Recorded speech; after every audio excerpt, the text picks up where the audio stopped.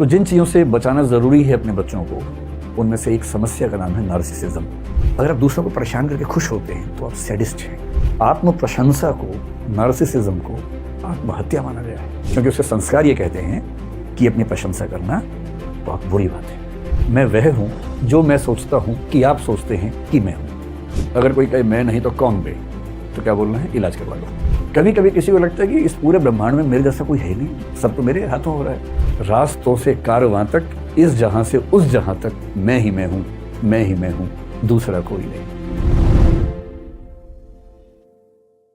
नमस्कार, आप सभी का इस कार्यक्रम में स्वागत है। आज हम जिस टॉपिक पर बात करेंगे वो टॉपिक फिलॉसफी का ना होकर के साइकोलॉजी का है, मनोविज्ञान का है। मुझे ऐसे कई लोग मिलते हैं जो कहते हैं कि आप सिर्फ फिलॉसफी पढ़ाएंगे तो फिर मतलब बाकी लोग क्या करेंगे, कुछ विषय और भी तो होने चाहिए। कुछ ऐसे विषय जो समाज से जुड़ते हों सीधे। फिलॉसफी भी जुड़ता है पर उतना सीधा नहीं जुड़ता। तो फिर मैंने सोचा कि मनोविज्ञान के कुछ विषय जो जीवन में बहुत ज़रूरी हैं उन पर बात हो।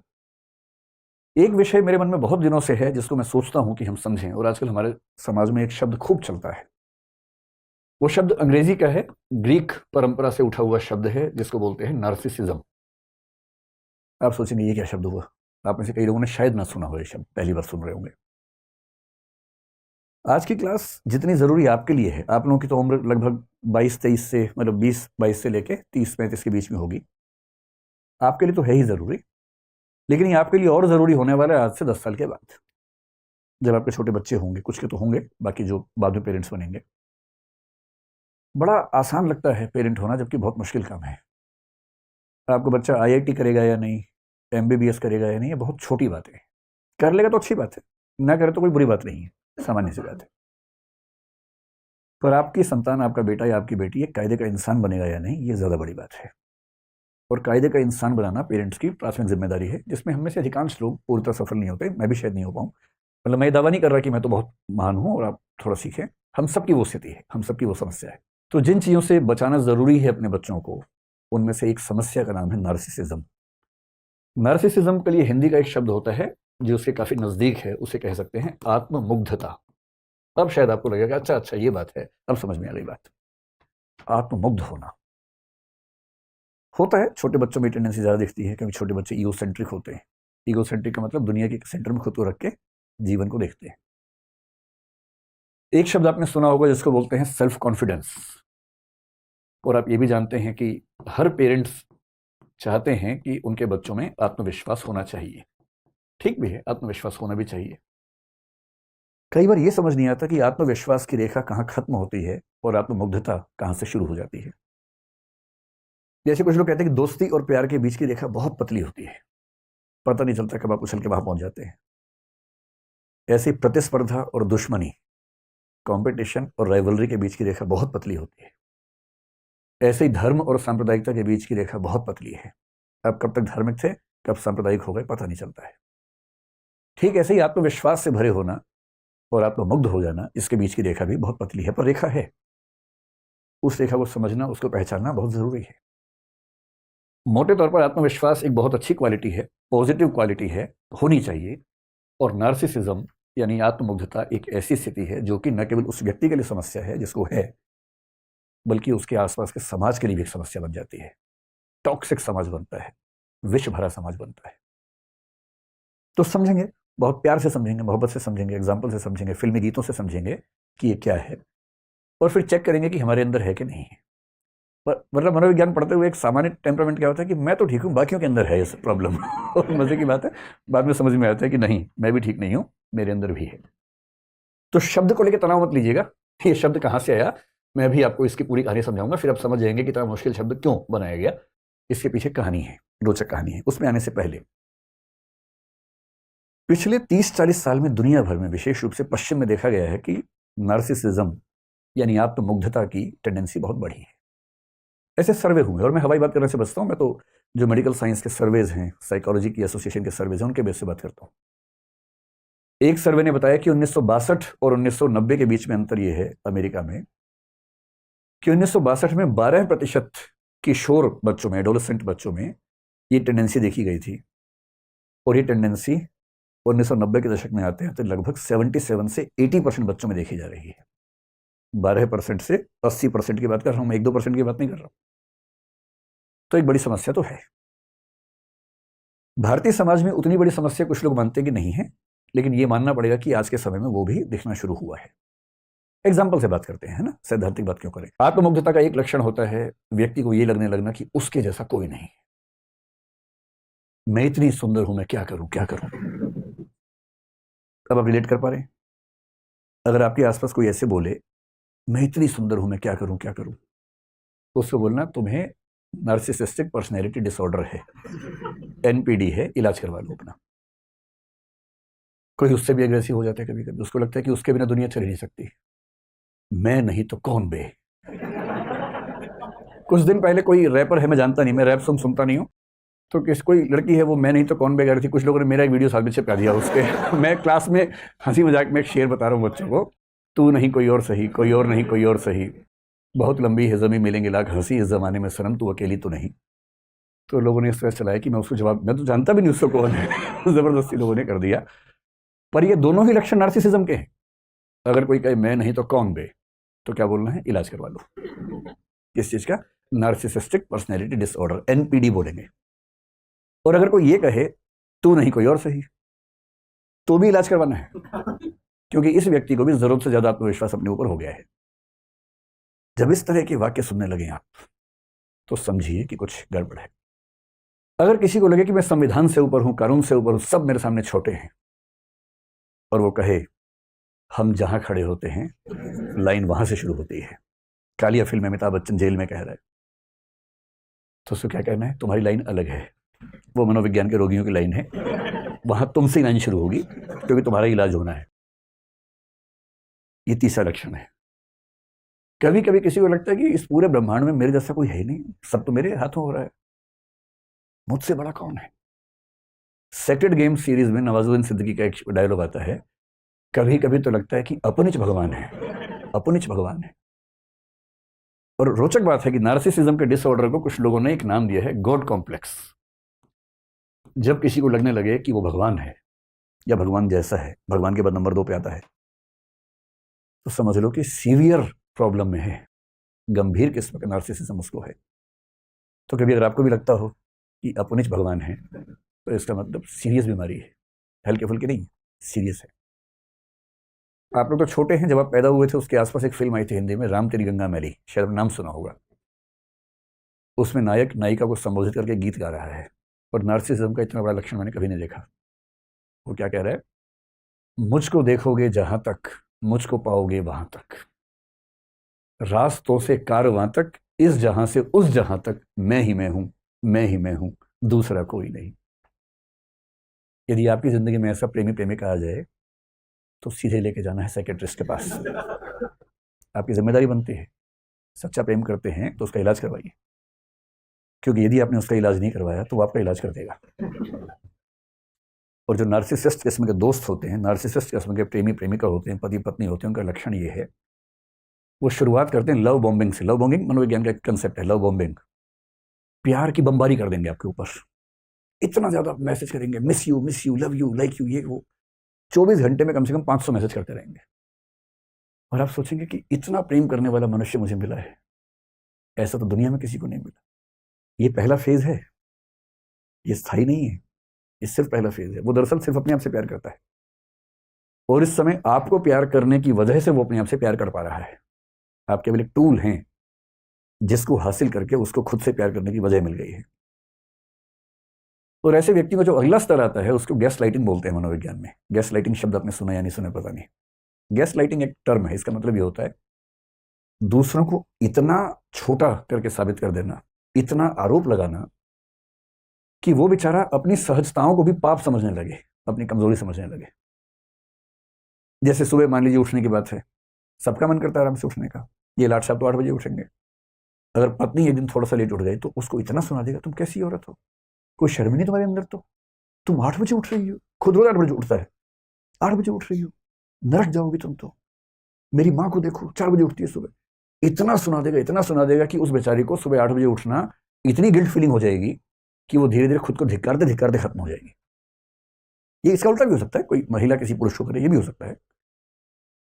अपने साथी को, अपने दोस्त को, अपने पति को, पत्नी को, अपने किसी रिश्तेदार को उन चीज़ों के लिए ब्लेम करना जो दरअसल ब्लेम करने वाली नहीं है, इतना ब्लेम करना कि वो बेचारा इंफीरियोरिटी कॉम्प्लेक्स में, गिल्ट कॉम्प्लेक्स में चला जाए, इसको बोलते हैं गैस लाइटिंग।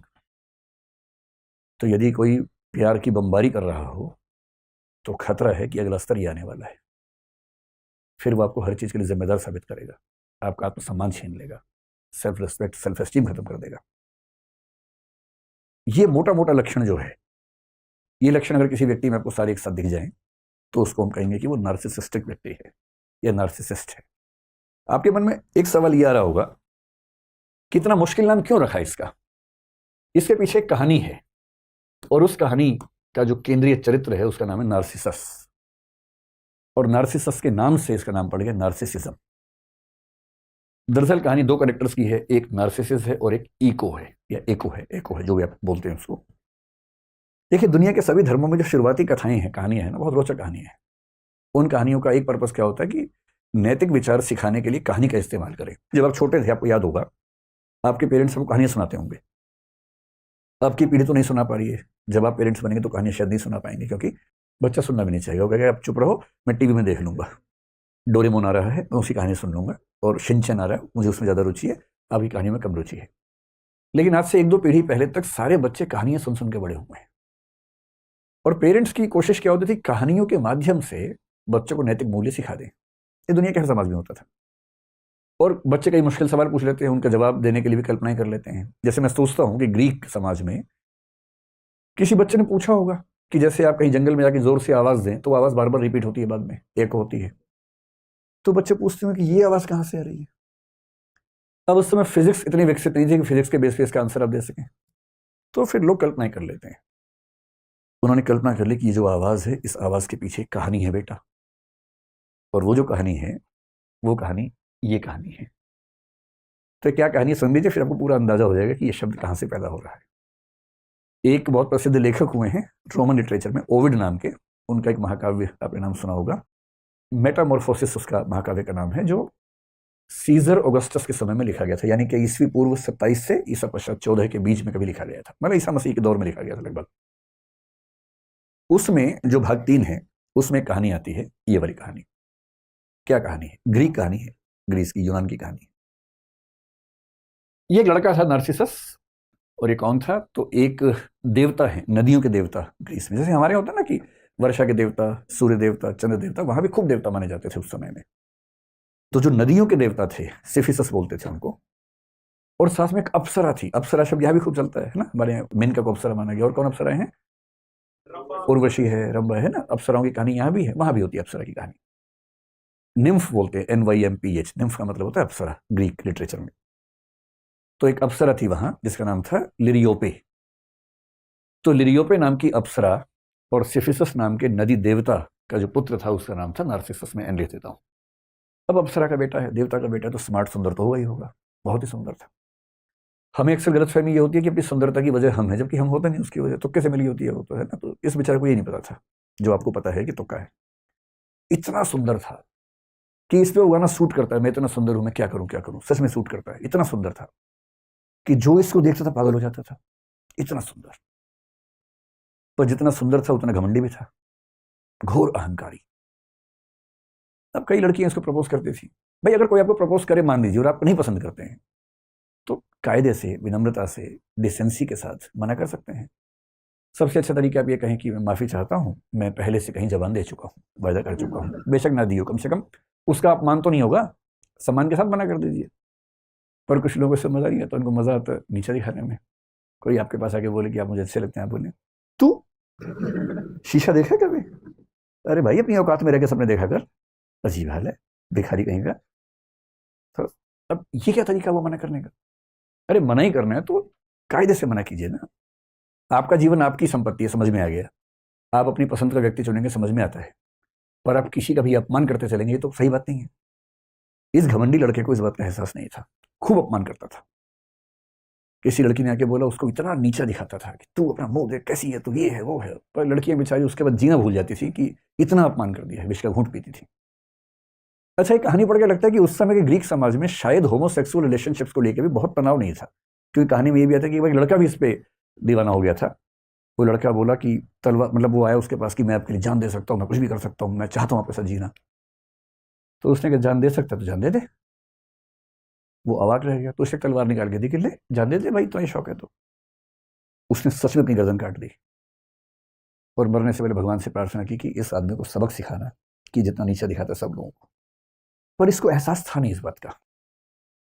उसी समय एक और लड़की थी, वो लड़की एक अप्सरा थी बेसिकली, उसका नाम था एको या इको कह लीजिए। खूब अच्छा बोलती थी, बहुत सुंदर थी। और एक देवी वीनस ने उसको एक बार कहा था कि तुम सबसे सुंदर अप्सराओं में से एक हो, बड़ी तारीफ की उसकी। बड़ी चंचल थी, खूब बोलने में शौकीन थी। एक बार इसने क्या किया कि देवताओं के एक देवता वहां बृहस्पति नाम के, जुपिटर जिनको हम बोलते हैं, जुपिटर के साथ एक खेल कर दिया। जुपिटर की पत्नी जूनो, उसको क्या कर दिया, आजकल की भाषा में क्या बोलेंगे उसको, वो जो सोशल मीडिया में देखता है, प्रैंक, हाँ प्रैंक कर दिया, उसके साथ प्रैंक कर दिया।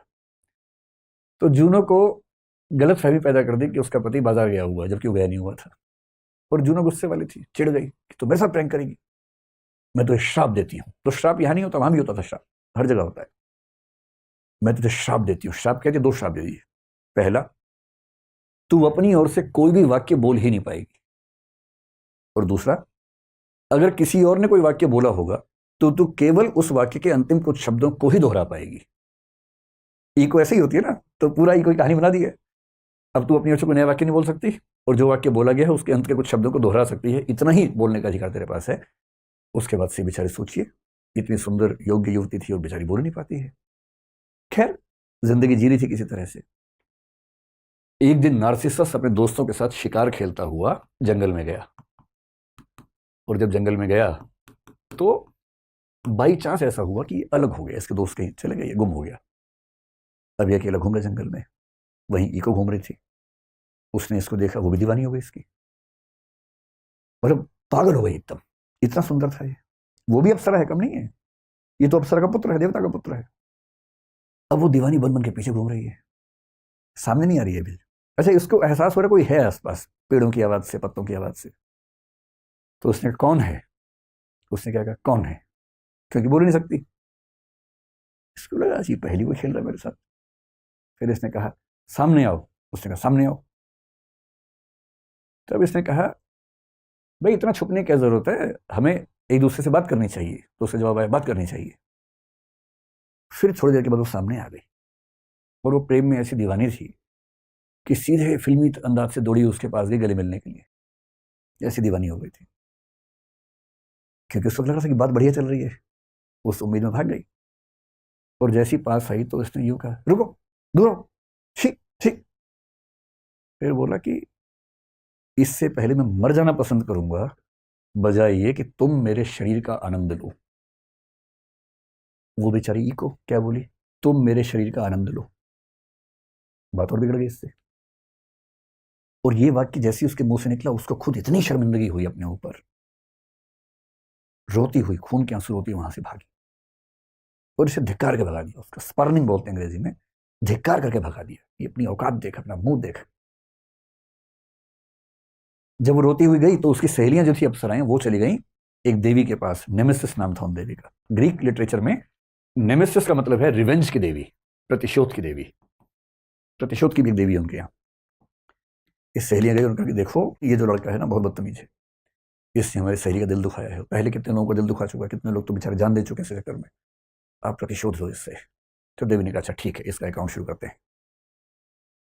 और फिर एक दिन ये फिर से शिकार करने गया, तो देवी ने एक जाल बुना इसके लिए, नेमेसिस ने। और इसको प्यास लगी बहुत जोर से। पानी ढूंढते ढूंढते जब आगे बढ़ा, वहां एक पूल था, तालाब समझ लीजिए, सुंदर सा तालाब था।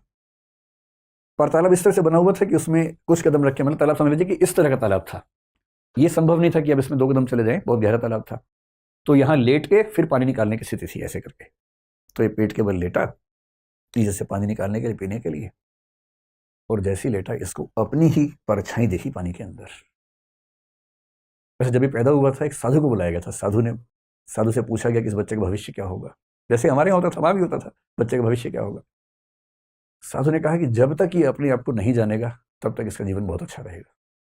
जिस दिन इसने खुद को जान लिया, मुश्किल हो जाएगा। और आज उसने पानी में अपने रिफ्लेक्शन को देख लिया। जैसी देखा ये खुद दीवाना हो गया। अच्छा, इसको ये नहीं पता था कि वो रिफ्लेक्शन है। उस समय तक विज्ञान उतना विकसित नहीं था कि समझ जाए कि रिफ्लेक्शन है। उसको लगा कोई और है, पानी के अंदर का देवता है शायद कोई। ये इतना पागल हो गया, जितनी पागल इको हुई थी इसके लिए उतना ही पागल हो गया। और सहेलियों ने यही कहा था कि इसको भी ये पीड़ा समझ में आनी चाहिए कि जब हम किसी से प्रेम करते हैं और वो जब हिकारत से बात करता है तो कैसा लगता है। तभी बेचारा उससे कह रहे तुम कौन हो दोस्त, वो जवाब ही नहीं दे रहा। मजे की बात है, एक लड़के से ही कह रहा है, और ग्रीक लिटरेचर में इस बात को लेकर तनाव नहीं है उस समय।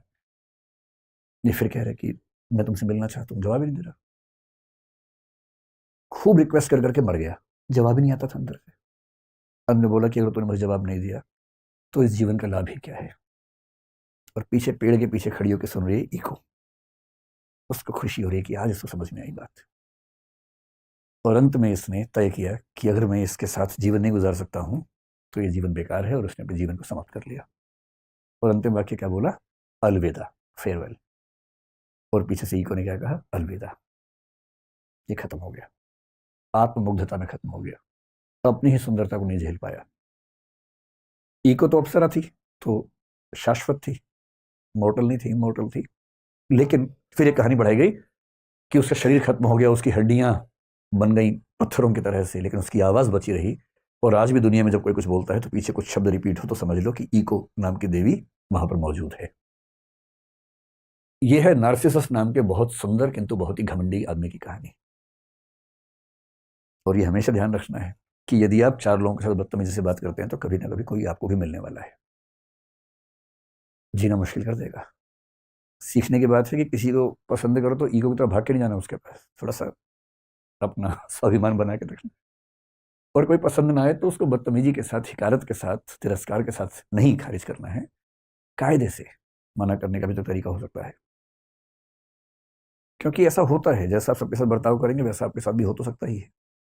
इस नार्सिसिस्ट नाम की टेंडेंसी जिन व्यक्तियों में है उन व्यक्तियों के लिए शब्द चल पड़ा नार्सिसिस्ट, और इस टेंडेंसी का नाम चल पड़ा नार्सिसिज्म। एक शब्द मनोविज्ञान में इकोइज्म भी चलता है, और एकोइज्म उनके लिए चलता है जो बहुत कमजोर किस्म के व्यक्ति हैं, जो किसी नार्सिसिस्ट को झेलते रहते हैं, उसकी हर बात को मानते रहते हैं, टॉक्सिक रिश्तों को झेलते हैं, विरोध नहीं करते हैं, हर दुख को पी जाते हैं। ये भी बुरी बात है। और ये तो नार्सिसिस्ट की कहानी आपने देख ही ली। अब इसके बेस पर अगर मैं आपसे कहूं कि नार्सिसिज्म के यानी कि आत्ममुग्धता के क्या क्या लक्षण हैं। आत्ममुग्धता दरअसल पर्याप्त शब्द नहीं है, उससे पूरी बात कन्वे नहीं हो पा रही है, लेकिन हाँ एक सेंस कन्वे हो पा रही है। और आपको यह भी समझना होगा कि ऐसा तो नहीं कि हम भी कहीं इसके शिकार हों। कुछ लोग मानने लगे हैं आजकल कि एक स्तर तक नार्सिसिज्म हेल्दी हो सकता है, आत्ममुग्ध होना एक स्तर तक स्वस्थ मानसिकता हो सकती है। और एक स्तर से आगे बढ़ जाए तो इसको बोलते हैं एनपीडी। एनपीडी का मतलब नार्सिसिस्टिक पर्सनैलिटी डिसऑर्डर। और ये किसी भी तरह का हो सकता है। जैसे कुछ लोगों ने इसके कई प्रकार बताए। किसी किसी को अपने शरीर पर बड़ा गर्व होता है कि जैसी मेरी बॉडी है। कुछ लोग आप देखेंगे सुबह से अब तक जिम में जाके फुलाते रहते हैं बॉडी को, एकदम मछलियों के संग्रहालय बन जाते हैं, हाथ में मछलियां, पैर में मछलियां, और उसी में उनको आनंद आता है। फिर ऐसे कर करके चलते हैं, सड़क पे चलते हुए भी लगता है कि टी शर्ट के अंदर कोई मतलब पहाड़ है, तो उनको उसी में गर्व है। इसको बोलते हैं सोमेटिक नार्सिसिज्म, कि मेरा शरीर इतना महान है, तुम क्या हो मेरे सामने। किसी लड़की के मामले में हो सकता है सुंदरता पे हो जाए, वही मैं इतनी सुंदर हूँ, ये मैं इतना बलिष्ठ हूँ, मैं क्या करूँ पुरुष के लिए।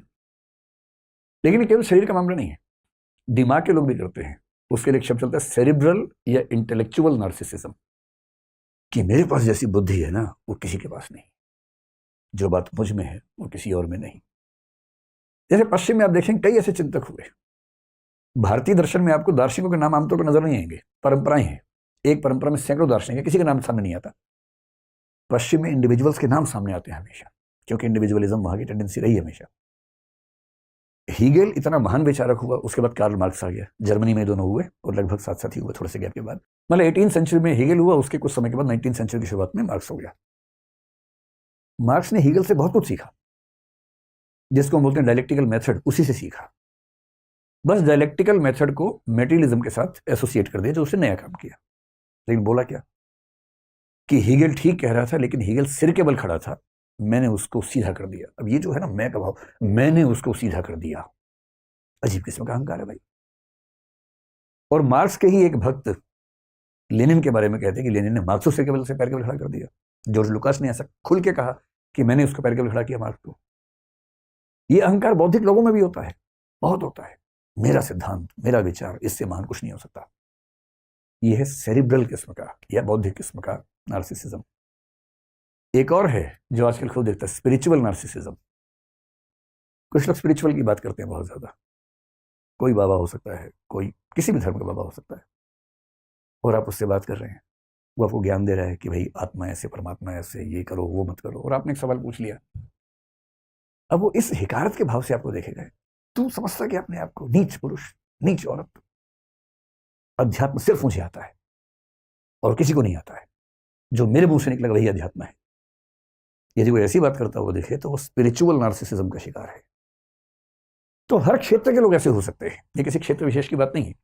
हेल्दी नार्सिसिज्म क्या होता है कि एक तो जो बच्चे होते हैं, आप देखेंगे छोटे बच्चों में आमतौर पर टेंडेंसी होती है, जैसे कोई छोटा सा बच्चा है, आप माताएं क्या करती हैं बच्चों को थोड़ा सिखाने के लिए, बच्चा कह रहा है कि माँ मैं मजबूत नहीं हो रहा हूँ, तो माँ बोलती है बेटा दूध पियोगे तो मजबूत होगे। तो बच्चा दूध का गिलास पूरा गटगट पी जाता है, फिर बोलते हैं माँ मजबूत हो गया। फिर माँ बोलती है बेटा तो सबसे मजबूत बच्चा है दुनिया का। फिर बच्चा ऐसे करके घूमता रहता है दिन भर कि मैं सबसे मजबूत बच्चा हूँ। उसको उतना ही पता दुनिया में बेचारा उसी मस्त रहता है। ये भी नार्सिसिज्म है कि मैं सबसे मजबूत बच्चा हूँ, मैं सबसे समझदार बच्चा हूँ। माँ ने बच्चे से कहा बेटा बताओ 3 गुणा 3 क्या होता है। बच्चे ने कहा मम्मी 9 होता है। माँ कह रही वाह, आज तक इतने छोटे बच्चे ने नहीं बताया है, तुम बेटा अलग ही लेवल के बच्चे हो। जबकि हर घर में उस क्लास का बच्चा बता रहा है, पर इस बच्चे को यह नहीं पता कि हर घर में ये वाला खेल चल रहा है। इसको लग रहा है कि मैं सच में दुनिया में सबसे महान बच्चा हूं। पर वो माताओं का एक तरीका है, पेरेंट्स का एक तरीका है, ताकि बच्चा इसी कॉन्फिडेंस में सीखे और आगे बढ़े।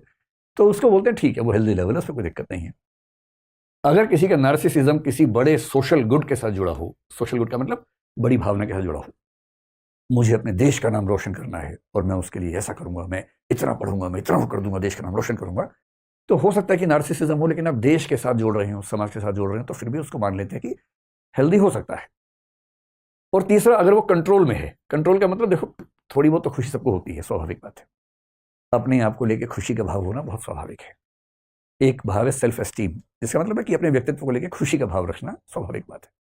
किसी किसी मामले मन में आता है कि यार बात तो है मेरे अंदर, कुछ तो बात है मेरे अंदर, है ना। ये बात थोड़ी बहुत आए तो उसमें कोई दिक्कत भी नहीं है, बस ऐसे ढिंडोरा मत पीटिए, है ना। मन में आ रहा तो क्या दिक्कत है, थोड़ी बहुत आने दीजिए, और कंट्रोल में रहे तो कोई दिक्कत भी नहीं है कि मेरे अंदर बात तो है, ठीक है, उसके अंदर भी बात है, उसके अंदर भी बात है यार, उसके अंदर भी बात है, तो कोई समस्या नहीं। दिक्कत है कि केवल मेरे अंदर बात है और किसी में नहीं। गालिब जैसा महान शायर एक लाइन लिख के गया, हैं और भी दुनिया में सुखनवर बहुत अच्छे। सुखनवर मतलब कविता लिखने वाले, सुखना मतलब कविता होता है। हैं और भी दुनिया में सुखनवर बहुत अच्छे, कहते हैं कि गालिब का है अंदाजे बयां। और ये गालिब खुद कह रहे हैं कि यूं तो दुनिया में और भी बहुत शायर हैं अच्छे अच्छे, पर कहते हैं कि गालिब में जो बात है वो बात नहीं है, वो अंदाजे बयां, वो कहने का तरीका किसी और में नहीं है। अब ये भी नार्सिसिज्म एक तरह का, पर ये ठीक है, हेल्दी है, हंसी मजाक में कही गई बात है। फिर गालिब ये भी कहेगी कि जब मैं मर जाऊंगा लोग बहुत याद करेंगे मुझे, तुम तो मुझे भाव नहीं दे रहे इस समय, बहुत याद करोगे। कि वो हर एक बात पे कहना कि यूं होता, मतलब हुई मुद्दत के गालिब मर गया पर याद आता है, वो हर एक बात पे कहना कि यूं होता तो क्या होता, ऐसा कई लोग करते हैं। वहां तक दिक्कत नहीं है। आज की इस चर्चा का पर्पज ये नहीं कि आप अपनी तारीफ करना भूल जाए, कीजिए, ज्यादा मन में कीजिए, थोड़ी बहुत बाहर कर लीजिए, लेकिन जब बाहर करें अपने साथ साथ औरों के भी कर लीजिए। जब औरों के भी करेंगे तो ठीक है, जब आदमी केवल अपनी तारीफ में मशगूल रहे रात दिन तब समस्या है। लेकिन जब हम कहते हैं कि नार्सिसिज्म एक डिसऑर्डर बन गया, तो उसके 3-4 लक्षण क्या हैं, इनको आज से पहचानना शुरू कर दिए अपने आसपास के व्यक्तियों में, और आसपास से पहले अपने अंदर। वरना आदमी बाहर ही देखता रहता है लेंस लेके, खुद को नहीं देखता। कई बार ये भी होता है ना। जैसे एक बड़ा इंटरेस्टिंग विवाद फिलोसफी में हुआ। एक ह्यूम नाम के दार्शनिक ने कहा कि मैंने आत्मा को ढूंढने की बहुत कोशिश की अपने अंदर झांक झांक के, लेकिन आत्मा मिली नहीं। तो विरोधी ने पता क्या कहा, जो झांक रही थी वही आत्मा थी। कई बार क्या है कि आप सबको झांक रहे हैं और अपने बारे में पता नहीं कि हो क्या रहा है। और कई बार क्या होता है, पर्सपेक्टिव का सारा खेल होता है। एक आदमी डॉक्टर के पास जाके बोले कि डॉक्टर साहब पूरे शरीर में दर्द है, जहां भी उंगली लगाता हूं बड़ा दर्द होता है। पूरा चेकअप हो गया, बाद में क्या पता लगा उंगली में दिक्कत थी। दिक्कत उंगली में, कहीं भी लगा रहा दर्द हो रहा बेचारा, लेकिन उसका परसेप्शन क्या है कि पूरी बॉडी में पेन है। तो पेन भाई जो चेक कर रहा है उसमें भी तो हो सकता है, ये थोड़ा ना कि बाहरी होगा। तो जब आपको चिंता की घंटियां सुननी चाहिए, यानी कि नार्सिसिस्टिक पर्सनैलिटी डिसऑर्डर की बात जब होने लगे, उसमें क्या क्या लक्षण होते हैं। एक तो होता है कि सेल्फ इंपॉर्टेंस का भाव, बहुत ज़्यादा इन्फ्लेटेड, यानी कि बहुत ज़्यादा बढ़ा चढ़ा के अगर किसी के अंदर है, मतलब किसी को ये लगने लगता हो कि मेरे बिना तो दुनिया चल नहीं पाएगी, मेरे बिना तो देश का विकास ही नहीं हो पाएगा, अगर मुझे कुछ हो गया तो संसार कैसे चलेगा, मुझे कुछ हो गया तो मेरे देश का क्या होगा। जब कोई ऐसी बात करने लगे ना, उसको समझा देना है कि इस पूरे ब्रह्मांड में हमारी हैसियत एक धूल के कण से ज़्यादा नहीं होती है, और दुनिया में ऐसा कोई नहीं जिसके बिना दुनिया रुक जाएगी। दुनिया धूमधाम से चलती है, बड़े बड़े आए निपट गए, पता भी नहीं चलता है। मतलब सिकंदर को भी ऐसी गलतफहमी अपने बारे में हो गई थी कि मैं पूरी दुनिया को जीत लूंगा, और क्या होगा दुनिया को जीत लूंगा, उससे बेवकूफ़ी, बिना बात के इतनी टाइम एनर्जी वेस्ट कर दी, कितने लोगों को बर्बाद दिया बिना बात के। और उस पर एक गज़ल में क्या कहते हैं, याद रख सिकंदर के हौसले तो आली थे, आली मतलब बहुत ज़्यादा बड़े थे, याद रख सिकंदर के हौसले तो आली थे, जब गया था दुनिया से दोनों हाथ खाली थे। अंत में वही होना है। ज़्यादा नाटक करने की ज़रूरत नहीं है। इसलिए यदि किसी को ये लगने लगे कि मैं इतना महत्वपूर्ण हूँ, इसी को गॉड कॉम्प्लेक्स कहते हैं, अपनिच भगवान है, जब ये भाव मन में आने लगे, अगर आपके आसपास किसी के अंदर भी ये भाव दिखने लगे आपको, तो अलार्म बजा लीजिए कि मामला ठीक नहीं चल रहा है। सेल्फ कॉन्फिडेंस अलग चीज होती है, और इंटरेस्टिंग बात है कि नार्सिसिस्टिक लोगों में आमतौर पर सेल्फ कॉन्फिडेंस कम होता है, और क्योंकि कॉन्फिडेंस कम है, वो डिफेंस मैकेनिज्म के तौर पर दिखाते ज्यादा है। इसका सामान्य एग्जाम्पल दुनिया में पता क्या है, जैसे आप सड़क पर किसी से बात करें, झगड़ा हो जाए मान लीजिए, और दूसरा व्यक्ति बोले तो जानते मैं कौन हूं, जानते मैं कौन हूं। इस समय डरने की बात नहीं है, अगर वो कुछ होता तो बोलता नहीं। कुछ लोग कहेंगे फोन निकालेंगे, मिला फोन, मिला फोन, मिला फोन, अमित शाह को लगा फोन, प्राइम मिनिस्टर का फोन। इसका मतलब है कि इसका फोन नहीं उठने वाला, इसको नंबर भी नहीं पता, इसने उनके नाम से कोई भी नंबर सेव कर रखा होगा, दिखा देगा देखो नंबर है, अभी देखो, हेलो हाँ आ जाइए, आप आ जाइए, यहाँ आ जाइए। ये ढिंडोरची लोग किसी काम के नहीं होते हैं, इनसे डरने की जरूरत एकदम नहीं है। जिसके अंदर दम होता है ना, कहता नहीं है, वो करता है। तो जो ज्यादा ढिंडोरा पीटे, इसका मतलब वो बेकार की बात ज्यादा कर रहा है। और जिसमें कॉन्फिडेंस होता है उसको दिखाने की जरूरत नहीं पड़ती है, ज्यादा दिखाने की जरूरत उसे जिसके अंदर कॉन्फिडेंस की कमी है। इसलिए वो दूसरों के नाम से ताकत निकालता है, संपर्कों के नाम से ताकत निकालता है। मैं इसको जानता हूँ, मैं उसको जानता हूँ, मैं कॉलेज से 50 लड़के बुला लूंगा तुझे मारने के लिए। अरे यार खुद ही लड़ लो, क्यों 50 किराए पे बुलाओगे लड़के मारने के लिए, आओ खुद ही लड़ लेते हैं। कॉन्फिडेंस हो क्या बोलेगा, बुला लो, बुलाओ बुलाओ, नहीं बैठा हूं, बुलाओ, जाओ ना। तो कॉन्फिडेंस अलग चीज है, नार्सिसिज्म अलग चीज है। पहली बात ये, नार्सिसिस्ट व्यक्ति के साथ सबसे बड़ी समस्या क्या है कि उसके अंदर एम्पैथी आमतौर पर नहीं के बराबर होती है। एम्पैथी का मतलब हुआ, एम्पैथी का मतलब हुआ दूसरों की परेशानियां, दूसरों की समस्याएं, दूसरों की मनस्थितियां समझने की ताकत। आप देखेंगे कि जब बच्चे 10-15 साल के होते हैं तो पेरेंट्स को बहुत दुख आमतौर पर किस बात का होता है कि हमारे संघर्ष, हमारा दुख, हमारी पीड़ा ये बच्चे समझते नहीं। हम रात दिन खटते रहते हैं इनके लिए, और ये वैल्यू नहीं देते हम एकदम। इसका मतलब है एम्पैथी का न होना, दूसरों के दर्द को, दूसरों की पीड़ा को ना समझ पाना। एक नार्सिसिस्ट व्यक्ति दूसरों के दुख दर्द को महसूस नहीं कर पाता है, और कभी कभी तो उससे आगे बढ़ के वो सैडिस्ट हो जाता है। सैडिज्म का मतलब है दूसरों को दुख दे के खुश होना। अगर आप दूसरों को परेशान करके खुश होते हैं तो आप सैडिस्ट हैं। और किसी के साथ भी हो सकता है, जैसे एक मच्छर है, कुछ नहीं कह रहा, आप स्टाइल में उसको मार मार के दिखा रहे हैं, देखो मैंने मार दिया, देखो एक और मार दिया, और आपको ये फील नहीं हो रहा कि इसको भी दर्द हो रहा होगा। आप सड़क पर चल रहे हैं, वहां कुछ कुत्ते भी घूम रहे हैं, कुछ नहीं कह रहे आपसे, आपने पत्थर उठा के मार दिया उसको, टांग टूट गई, टांग टूट गई, मजा आ गया, मजा आ गया, क्या निशाना है मेरा। आपको फील ही नहीं हो रहा कि आपकी इस बेवकूफी से एक उस प्राणी का बेचारा जीवन भर विकलांग हो गया। वो तो यह है सैडिज्म, एम्पैथी का ना होना, उसको भी दर्द होता होगा ये महसूस ना होना। तो एम्पैथी का ना होना, सैडिज्म का होना। एक नार्सिसिस्ट व्यक्ति कभी भी अपने क्रिटिसिज्म को, अपनी आलोचना को नहीं सुन पाएगा। सेल्फ कॉन्फिडेंस और क्रिटिसिज्म में क्या अंतर है? आपके अंदर कॉन्फिडेंस है, कोई आपसे कहेगा यार आप बड़े अच्छे व्यक्ति, सब बढ़िया, लेकिन इस मामले में कमजोर हो, आप क्या बोलेंगे? हाँ मैं कोशिश करूंगा, इसमें थोड़ा और काम करूंगा। आप मान लेंगे कि हाँ मेरे अंदर गलतियां हैं, आप मान लेंगे कि मुझमें कमियां हैं, मैं कुछ और ठीक हो सकता हूं। नार्सिसिस्ट व्यक्ति अपनी आलोचना सुन नहीं सकता, दूसरा ओपिनियन सुन ही नहीं सकता। कोई व्यक्ति कितना भी समझदार से कुछ भी कहेगा, वो उसको हंसी का पात्र समझेगा, वो अपने सामने किसी और के विचार, किसी की राय को महत्व कभी नहीं देगा। ये नार्सिसिज्म का एक और लक्षण है।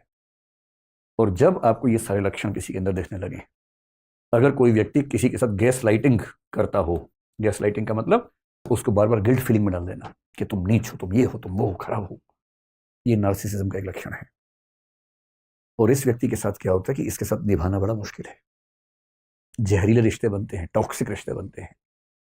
और इसलिए यदि आप अपने आसपास किसी ऐसे व्यक्ति को देखें तो पहले तो खुद को बचाएं, और दूसरा कोशिश करें कि वो व्यक्ति इस चीज से बाहर निकले। जहां तक भारत की बात है, अगर हम इंडियन सिस्टम में बात करें, इंडियन सिस्टम इस मामले में काफी अच्छा है। ऐसा नहीं है कि वेस्ट में नार्सिसिज्म खूब चलता है, वहां के समाज में सामान्य परंपरा, ऐसा नहीं है। वहां भी तो ऐसे लोग हुए। मैं कई बार जिक्र करता हूँ कि सुकरात उसी ग्रीस में हुए थे। उसी सुकरात ने यह बात कही थी कि मैं एक ही बात जानता हूं कि मैं कुछ भी नहीं जानता हूं, बहुत कम जानता हूं। बहुत कम लोग जानते हैं कि वो बहुत कम जानते हैं। बहुत गहरे लोग तो पश्चिम में भी हुए। पर भारतीय परंपरा में आप देखेंगे कि व्यक्ति विशेष का महत्व कम है, समाज का महत्व ज्यादा होता है। और इसलिए आप देखेंगे कि भारत में अगर आपको नार्सिसिस्टिक कैरेक्टर्स देखेंगे तो आमतौर पर वो दिखेंगे जो राक्षस या दैत्य या असुर या दानव के रूप में देखे गए हैं। आप रामायण अगर पढ़ेंगे तो पाएंगे कि उसमें जो रावण का कैरेक्टर है, उसके कई कथन, रावण और उसके परिवार में, मेघनाथ का हो सकता है, कुंभकर्ण का हो सकता है, जब वो युद्ध में आते हैं तो कुछ कथन ऐसे बोलते हैं कि मैं सारे संसार का राजा हूं, मैंने सारे संसार को जीत लिया, मैंने इंद्र को हरा दिया, मेरे सामने कोई कुछ नहीं है, तू क्या है। ये नार्सिसिज्म है। लेकिन अब चाहे वो कंस की बात कर लीजिए, चाहे वो दुर्योधन की बात कर लीजिए, इन महाकाव्यों में जो कैरेक्टर्स हम मानते हैं कि नेगेटिव साइड में हैं, उनके अंदर ऐसे सेंटेंसेस आपको खूब नजर आएंगे। लेकिन जो कैरेक्टर्स आमतौर पर पॉजिटिव साइड में हैं, आमतौर पर उनके मुंह से ऐसे कथन नहीं निकलेंगे। बल्कि एक बहुत महत्वपूर्ण कंसेप्ट है महाभारत में, मैं आपको वो छोटी सी कहानी बताता हूं तो आप उसका आनंद ले पाएंगे कि भारतीय परंपरा में कितनी शानदार बात कही गई है। महाभारत आप जानते हैं क्या होता है ना। तो महाभारत का युद्ध चल रहा है कुरुक्षेत्र में, और युद्ध काफी सघन बिंदु पे आ चुका है, खतरनाक बिंदु पे आ चुका है। कौरवों की सेना बहुत बड़ी है, पांडवों की सेना छोटी है। बस पांडवों के पास ये है कि कृष्ण साथ में है, और कृष्ण की जो कूटनीति है, वैसे भी लठैती काम नहीं आती है, कूटनीति बहुत बड़ी चीज है, लठैती की तुलना में उसकी वैल्यू ज्यादा होती है। कृष्ण कूटनीति के इतने पुरोधा हैं कि उनके सामने बड़े बड़े जो बलशाली लोग हैं चल नहीं पाते हैं। अब हो क्या रहा है। अच्छा, कृष्ण को शुरू से अंदाजा था कि कर्ण को संभालना आसान नहीं होने वाला है, बाकी सबको संभाल लेंगे, कर्ण नहीं संभलेगा। तो कुंती ने कर्ण से एक निवेदन किया, और कर्ण ने अपनी माता से कहा, ठीक है माता जी, आप निश्चिंत रहें, आपके 5 बच्चे बचे रहेंगे। जिसमें निहित था कि मैं आपका एक बच्चा नहीं छोड़ूंगा, अर्जुन, बाकी सब छोड़ दूंगा। अब कुंती भी चिंतित है, क्योंकि बच्चे तो उसके हैं ना, बच्चे की चिंता किस मां को नहीं होगी। अब हो क्या रहा है युद्ध में, द्रोणाचार्य की मृत्यु हो चुकी है। अश्वत्थामा वाली कहानी आपने सुनी ही है। भीष्म भी युद्ध लड़ने की स्थिति में नहीं है, वो शैया पे लेटे हुए हैं, युद्ध नहीं लड़ रहे हैं। बहुत बड़े बड़े सैनिक कौरवों की तरफ के खत्म हो चुके हैं, हार चुके हैं। कर्ण कंट्रोल नहीं हो रहा, और पांडव उधेड़बुन में है। युद्ध के बाद शाम की मीटिंग चल रही है। युधिष्ठिर एक ऐसा व्यक्ति है जो बहुत ही विनम्र है, संयमित है। आप युधिष्ठिर के मुंह से गलत बात आमतौर पर नहीं सुनेंगे, क्योंकि संयम बहुत ज्यादा है। लेकिन उस दिन, उस कमजोर क्षण में युधिष्ठिर भी संयम खो बैठे अपना, और अर्जुन को बोल रहे हैं कि तुम तो कहते थे कि तुम दुनिया के सबसे अच्छे धनुर्धर हो भाई, अजीब हाल है, तुम कर्ण को मार ही नहीं पा रहे, काहे की तुम्हारी धनुर्विद्या, काहे का तुम्हारा गांडीव धनुष। ये सुनते अर्जुन को आग लग गई एकदम। और अर्जुन ने एक कसम ले रखी थी, प्रण लिया हुआ था कि यदि कोई मेरे गांडीव धनुष का अपमान करेगा तो मैं उसका जीवन ले लूंगा। ये प्रण लिया हुआ था, प्रतिज्ञा थी। अब मामला फंस गया कि अपमान कर दिया बड़े भाई ने। बड़ा भाई और पिता परंपरा में एक ही माना गया है, तो पिता स्वरूप बड़े भाई ने अपमान कर दिया। अब अर्जुन परेशान है कि यार मुझे प्रतिज्ञा पूरी करने के लिए भाई का वध करना पड़ेगा। कृष्ण समझ गया कि ये मामला ठीक कर रहा हूं। कृष्ण उसके पास गया, बोले चिंता मत करो यार, रास्ता है इसका। क्या रास्ता है? बोले शास्त्रों में कहा गया है कि पिता का अपमान करना और पिता की हत्या करना बराबर बात है। तो तुम युधिष्ठिर का अपमान कर दो, तुम बड़े भाई के वध के पाप से मुक्त हो जाओगे। उसने कहा ये ठीक रहेगा। तो उसने उसी सभा में वापस जाके बोला, आपने जो जुआ खेला उसकी वजह से सब कुछ हो रहा है। आपने ही सारी गड़बड़ की थी। उस दिन आपने पत्नी को दांव पे लगा दिया, राज्य को दांव पे लगा दिया, आपकी वजह से वनवास हम सबको मिला, हम सबका जीना मुश्किल हुआ, ये आप जिम्मेदार हैं इसके। युधिष्ठिर अवाक देख रहे हैं कि ये क्या बोल रहा है, भाई कैसे बोल रहा है। फिर कृष्ण ने संकेत किया, हो गया बस पर्याप्त है। अब वापस आए। युधिष्ठिर तो चुप हो गए। उदार पे आदमी चुप हो जाता है, ऐसे क्या बोलेगा उसके बाद। अब अर्जुन को गिल्ट फीलिंग बड़ी खतरनाक है। कृष्ण के पास बैठ के बोल रहा है कि मैं ये झेल नहीं सकता। पिता की निंदा और पिता की हत्या बराबर है। मैंने पिता की निंदा की, यानी कि मैंने पिता की हत्या की है, और पिता की हत्या के बाद मैं जीवित रहूं ये संभव नहीं है। मैं तो खुद को खत्म करूंगा। सबने समझा है, पर वो अड़ गया ना, और फिर चिता तैयार कर ली गई उसके लिए। अब कृष्ण को लगा बताओ यार, एक सोल्यूशन निकाला है तो मामला दूसरा फंस गया। फिर कृष्ण ने मामला संभाला। कृष्ण तो मामला संभाल लेते थे। कृष्ण बोले देखो शास्त्रों में एक बात और कही गई है। तो अर्जुन तो तैयार था एकदम। तो उसने क्या कहा गया है?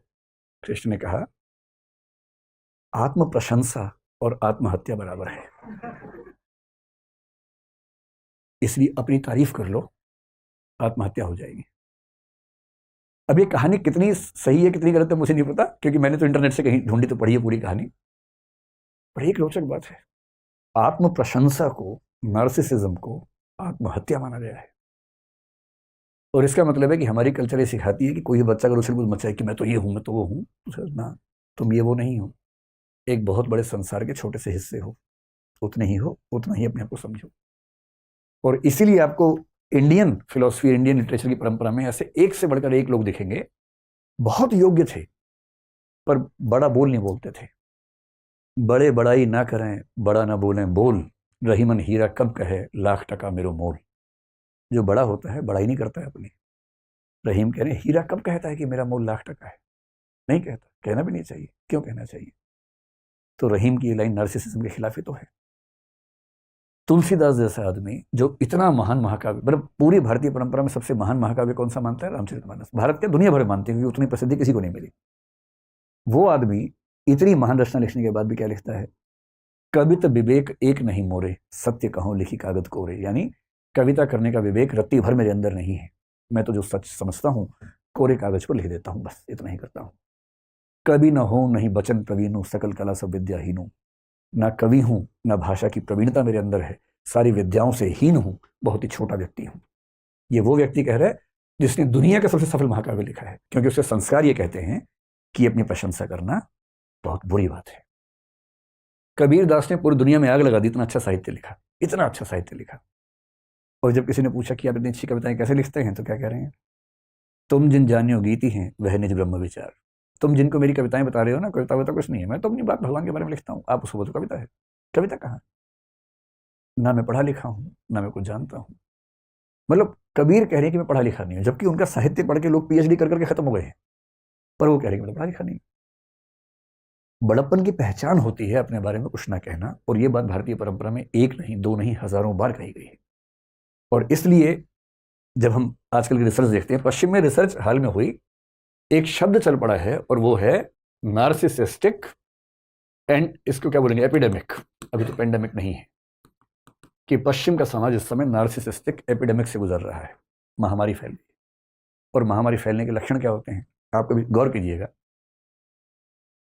आप देखिए कोई व्यक्ति मैं शब्द का प्रयोग कितनी बार करता है और हम शब्द का प्रयोग कितनी बार करता है। अगर किसी की भाषा में मैं और मेरा बहुत ज्यादा है, हम और हमारा नहीं आ रहा है, इसका मतलब है कि मामला गड़बड़ है। क्योंकि ये समझना पड़ेगा कि आप जब परिवार में हैं, देश में हैं, तो कुछ भी होता है तो जिम्मेदारी हम सबके सामूहिक है, अच्छे मामलों में बुरे मामलों में भी। एक अच्छा टीम लीडर जब भी सफलता होगी उसका श्रेय टीम को देगा। हमारी टीम ने ऐसा ऐसा किया, हमारी टीम शानदार है, कभी नहीं बोलेगा कि मैंने ऐसा किया। और जब कोई गलती हो जाएगी तो सबकी जिम्मेदारी अपने ऊपर लेगा कि मेरी गलती है, मैं इसके लिए क्षमा मांगता हूं, टीम का नाम कभी नहीं आने देगा।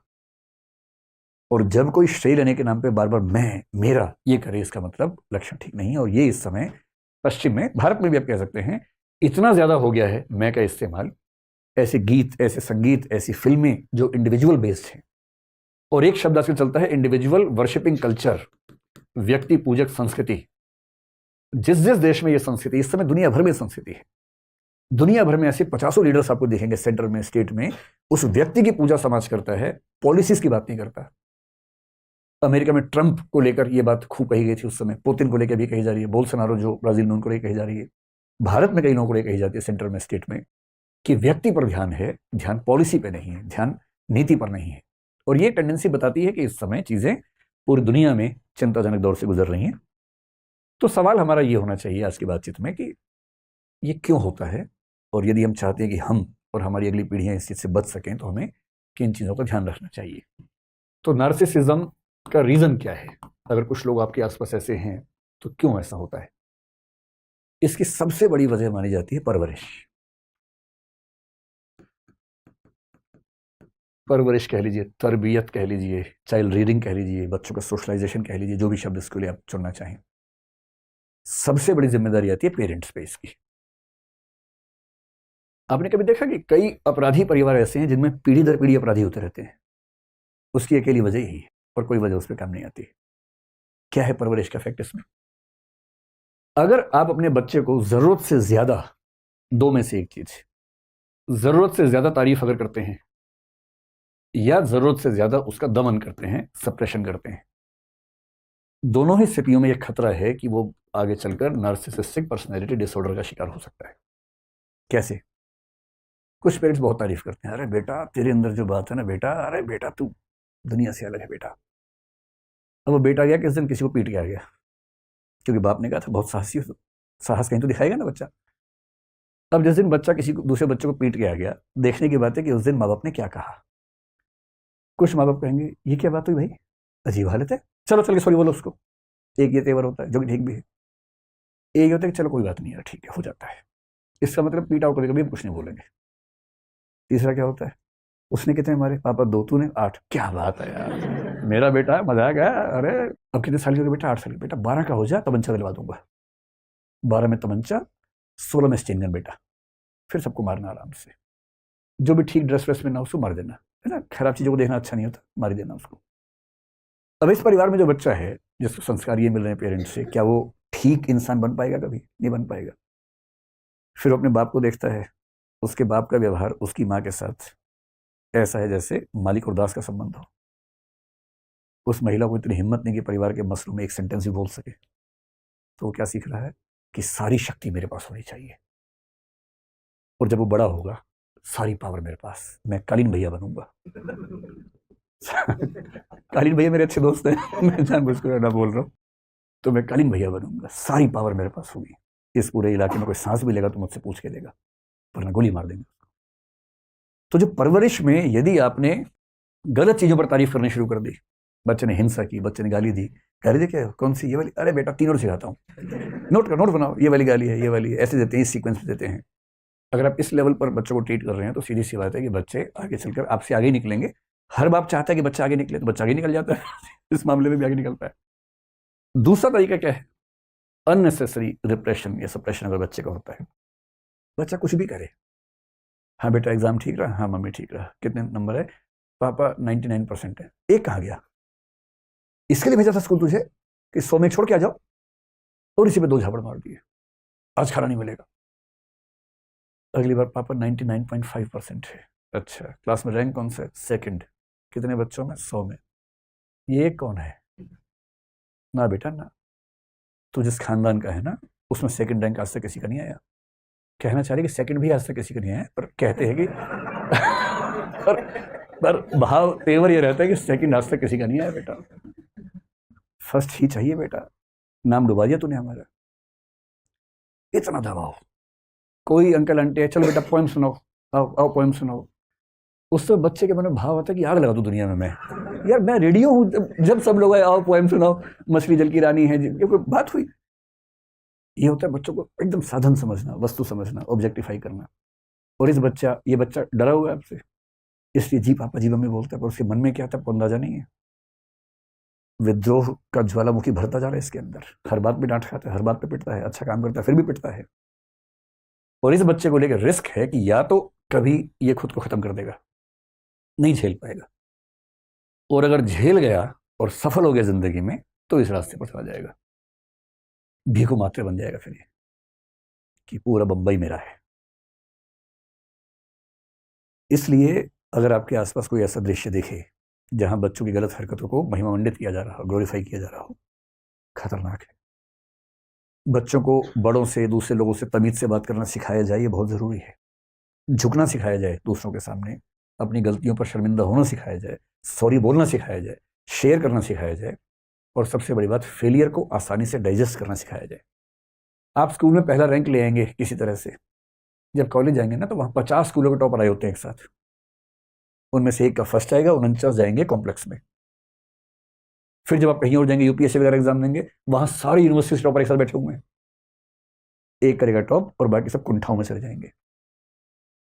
इसलिए बहुत जरूरी है विफलताओं को, पराजय को स्वीकार करने की क्षमता, रिजेक्शन झेलने की ताकत। ये नार्सिसिस्ट व्यक्ति रिजेक्शन झेल नहीं सकता। अगर उसने किसी को कहा कि मैं तुझे पसंद करता हूं, ये ऑप्शन नहीं दे रहा कि तुम मुझे पसंद नहीं भी कर सकती हो, मैं करता हूं यानी मैं करता हूं, दिस इज फाइनल, कल हमारी शादी है, पेरेंट्स को लेके आना है या अकेली आओगी, खुद आओगी या उठा के लाए तुमको, इतना ही ऑप्शन है। बाकी ऑप्शंस नहीं है वहाँ पर, क्योंकि उसको रिजेक्शन झेलने की आदत नहीं है, उसके अंदर इतना हौसला नहीं है कि रिजेक्शन झेल सके। और इसलिए कहते हैं कि परवरिश सबसे महत्वपूर्ण चीज़ है, और समाज में पेरेंट्स को ये बहुत ईमानदारी से समझना चाहिए कि अगर वो परवरिश में बड़ी बड़ी बातें सिखा रहे, बेटा IIT करेगा, बेटा उसके बाद कंपनी खोलेगा, बेटा स्टार्टअप करेगा, बेटा ये करेगा, बेटा वो करेगा, उसमें हो सकता है बेटा सब कुछ करे, आपका ही कुछ करते हैं बाद में, गड़बड़ है। और दूसरी बात है कि यदि किसी व्यक्ति को जीवन में सफलताएं मिल जाती हैं अनड्यू, ऐसी सफलता जो वो डिजर्व नहीं करता था और बाई चांस बार बार मिलती जाती है, आमतौर पर क्राइम की दुनिया में ऐसा होता है, क्रिमिनल्स हैं, सब में कंपटीशन है, एक बच्चा अचानक उठा कॉन्फिडेंस से भर के, एक दिन बहुत बड़े गैंगस्टर को सीधे चाकू मार के आ गया, क्योंकि 17-18 साल का, चिंता ही नहीं है उसको पता ही नहीं कितना मुश्किल काम कर रहा है, और रातों रात भौकाल हो गया उसका पूरे इलाके में। और एक दिन में 17 साल का बच्चा अचानक, मतलब सब उसका इतना सम्मान, पुलिस के लोग सलाम ठोक रहे हैं अकेले में अंधेरे में आके, बड़े बड़े अपराधी कह रहे हैं आज से आप हमारे बॉस हैं, वो समझ नहीं पा रहा क्या हो गया। ये सोशल मीडिया में भी होता है, आपने एक कुछ गाया वाया, कुछ पोस्ट लिखी, कुछ डांस किया, अचानक वो वायरल हो गया, कई लाखों करोड़ों लोगों ने आपका देखा वीडियो, लाइक किया और कहा वाह वाह वाह वाह वाह। ये इस व्यक्ति के खत्म होने की शुरुआत है। अब क्या होगा, ये इतना ऊपर चढ़ गया चने के झाड़ पे, इसका उतरना बड़ा मुश्किल है वापस। अब ये चाह रहा है कि मैं फिर से ऐसा डांस करूं, फिर से ऐसे लाइक्स हैं, फिर से आते नहीं है, वो एक ही बार आते हैं, बाई चांस आते हैं। अगली बार आप डांस करेंगे वैसा, तो वैसा नहीं हो पाएगा, उसमें ओरिजिनलिटी नहीं आ पाएगी, और कर भी देंगे तो लोग कहेंगे हाँ हाँ ये वैसा ही है, वैसा ही है। और 1 करोड़ लाइक्स के बदले रह गए 10,000 लाइक्स। उसके पहले 5 भी नहीं आते थे, पर बेंचमार्क आपका 5 नहीं है, बेंचमार्क हो गया 1 करोड़, और अब डिप्रेशन की ओर जा रहे हैं, एंग्जाइटी की ओर जा रहे हैं। आप बार बार चाह रहे हैं मैं उस चीज को दोहरा सकूं जो दोहराना संभव नहीं है, क्योंकि सोशल मीडिया की दुनिया में रोज नया स्टार बनना है। कोई सुंदर व्यक्ति कल आएगा, अचानक कुछ कर देगा, लोग उससे पीछे दीवाने हो जाएंगे। आपकी सुंदरता एक बार देख ली। ऐसे कई लोग हमने देखे पिछले 10 साल में, जो सड़क पर थे, गरीब थे, अच्छा गाना गाते थे, अचानक पॉपुलर हुए, पॉपुलैरिटी झेल नहीं पाए, और उसके बाद सब खत्म हो गया। ये एक ट्रैप होता है, ट्रैप। इस ट्रैप को, ये जो अनड्यू सक्सेस होती है, और अगर ये 2-3 बार मिल जाए लगातार, तब तो संभालना बड़ा मुश्किल काम है। और कुछ लोग कहते हैं कि बायोलॉजिकल फैक्टर्स भी होते हैं, कुछ हार्मोन्स वगैरह भी होते हैं, लेकिन वो तो एक अलग मामला है जिस पर हमें ध्यान देना चाहिए। वो ये है कि हम अपने समाज में बच्चों को ये समझाएं, क्या समझाएं, क्या क्या लेसन हो सकते हैं